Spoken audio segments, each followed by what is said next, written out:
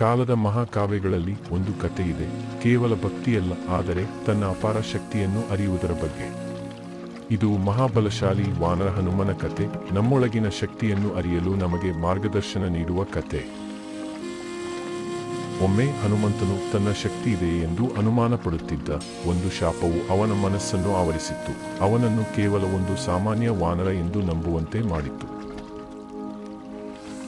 ಆದರೆ ಅದೃಷ್ಟ ಪ್ರಸಂಗ ಬಂದಾಗ, ರಾಮನ ಪ್ರಿಯ ಸೀತೆಯನ್ನು ರಾವಣ ಅಪಹರಿಸಿದಾಗ ಜಗತ್ತಿಗೆ ಒಬ್ಬ ವೀರನ ಅವಶ್ಯಕತೆ ಇತ್ತು.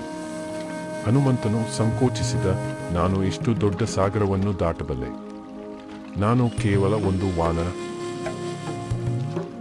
ಆಗ ಜಾಂಬವಂತ ಜ್ಞಾನಿಗಳಲ್ಲಿ ಹಿರಿಯ ಹನುಮನನ್ನು ಪ್ರೇರೇಪಿಸಿದ, ಹನುಮಂತ, ನೀನು ಯಾರು ಎಂಬುದನ್ನು ಮರೆತಿದ್ದೀಯಾ? ನೀನು ವಾಯುಪುತ್ರ, ಪರ್ವತಗಳನ್ನು ಚಲಿಸುವ ಶಕ್ತಿಯುಳ್ಳವನು, ಆಕಾಶದಲ್ಲಿ ಹಾರಬಲ್ಲೆ. ನಿನ್ನೊಳಗಿನ ಶಕ್ತಿಯನ್ನು ಅರಿತುಕೋ. ಹೊಸ ಆತ್ಮವಿಶ್ವಾಸದೊಂದಿಗೆ ಹನುಮಂತನು ಗರ್ಜಿಸಿದನು. ಅವನ ಅನುಮಾನಗಳು ಮಾಯವಾದವು, ಅವನ ಗುರಿ ಸ್ಪಷ್ಟವಾಯಿತು. ಅವನು ಹಾರಿದನು, ಸಾಗರವನ್ನು ದಾಟಿದನು, ಎಲ್ಲ ಲಿಮಿಟ್ಸ್ ಅನ್ನು ಮೀರಿ. ಹನುಮನಂತೆ ನಾವು ಸಹ ಅನುಮಾನಗಳನ್ನು ಎದುರಿಸುತ್ತೇವೆ. ನಾವು ಸಾಮಾನ್ಯರು ಎಂದುಕೊಳ್ಳುತ್ತೇವೆ, ನಮ್ಮೊಳಗಿನ ಅಗ್ನಿಯನ್ನು ಮರೆಯುತ್ತೇವೆ. ಆದರೆ ಸತ್ಯವೆಂದರೆ, ನೀನು ನಂಬಿದರೆ ನೀನು ಶಕ್ತಿಯುಳ್ಳವನು. ನಿನ್ನ ಮನಸ್ಸು ಏಕೈಕ ಅಡಚಣೆ.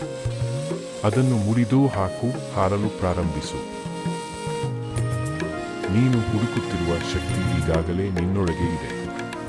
ಅದನ್ನು ಎಬ್ಬಿಸು, ಧೈರ್ಯಪಟ್ಟು ಮೊದಲ ಹೆಜ್ಜೆ ಹಾಕು ಮತ್ತು ಅಪ್ರತಿಹತವಾಗು.